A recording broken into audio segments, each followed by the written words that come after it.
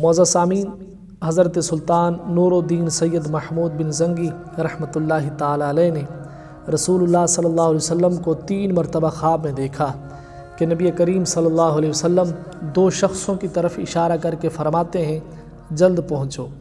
وہ دونوں شخص نور الدین کے خواب میں کھڑے تھے، یعنی ان کی شکل و صورت میں دکھایا جا رہا ہے کہ جلد پہنچو اور ان چوروں کو گرفتار کرو۔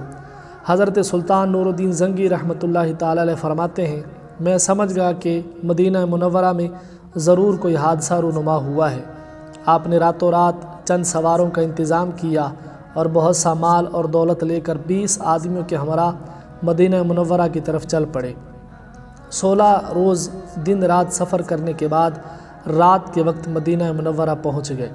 صبح ہوتے ہی اعلان کرا دیا کہ اہل شہر میں سے جو کوئی بھی ہمارے پاس آئے گا اسے بہت سا انعام دیا جائے گا۔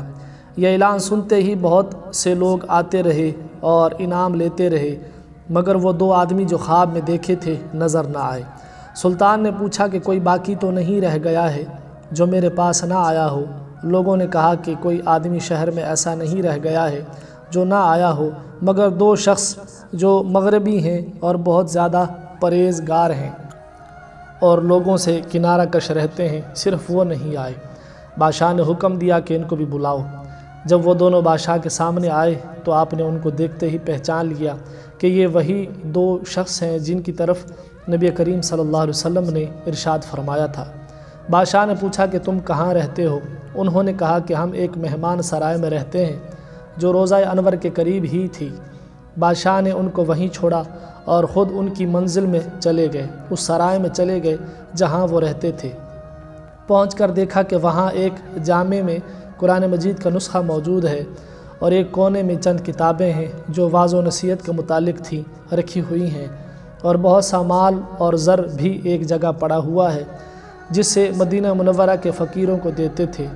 ان کی خوابگاہ پر ایک ٹاٹ بچھا ہوا تھا۔ بادشاہ نے اس ٹاٹ کو اٹھوایا تو دیکھا کہ ان کے نیچے ایک خندق یعنی سرنگ ہے اور بالکل قبر مبارک کے قریب پہنچی ہوئی ہے۔ یہ دیکھ کر بادشاہ بڑا غضبناک ہوا اور واپس آ کر ان دونوں کو ڈرایا اور پوچھا کہ تم کون ہو اور یہ سرنگ کیوں لگائی ہے؟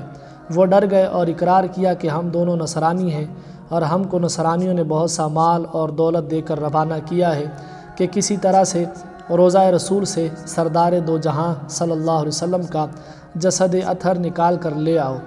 کہتے ہیں کہ جب ان کی سرنگ قبر انور کے قریب پہنچی تھی، اس رات بڑی گھٹا چھا گئی اور بڑی بجلی چمکی اور کڑکی، بہت بڑا زلزلہ بھی آیا۔ اسی رات کے آخری حصے میں سلطان نور الدین زنگی مدینہ منورہ پہنچ جاتے ہیں۔ بادشاہ ان نصرانیوں کا کلام سن کر بہت رویا اور حکم دیا کہ اسی جگہ میرے سامنے ان دونوں لعنتیوں کو قتل کر دو۔ چنانچہ ان دونوں کو قتل کر کے کیفر کردار تک پہنچایا گیا۔ ان دونوں بدبختوں کا طریقہ یہ تھا کہ یہ دن بھر آرام کرتے اور پوری رات سرنگ کھودنے میں لگاتے اور جو مٹی وہاں سے نکلتی اسے جنت البقیع میں ڈال دیا کرتے تھے۔ پھر سلطان نور الدین زنگی نے روضہ اطہر کے چاروں طرف ایک خندق کھدوائی اور کلی پگھلا کر خندق کو بھروا دیا اور چاروں طرف کی جگہ کو خوب مضبوط بنا دیا تاکہ کسی بے دین کو اس مقام تک پہنچنا آسان نہ رہے۔ اس کے بعد سلطان نور الدین زنگی مدینے کی گلیوں میں روتے پھرتے اور یہ صدا لگاتے کہ یا رسول اللہ، آپ کی کرم نوازی ہے، کہاں میں اور کہاں اتنی بڑی سعادت، آپ نے کرم نوازی فرمائی اور اتنا بڑا کام مجھ سے لیا۔ اللہ تعالی ہم سب کو نبی کریم صلی اللہ علیہ وسلم کی محبت نصیب فرمائے، آمین۔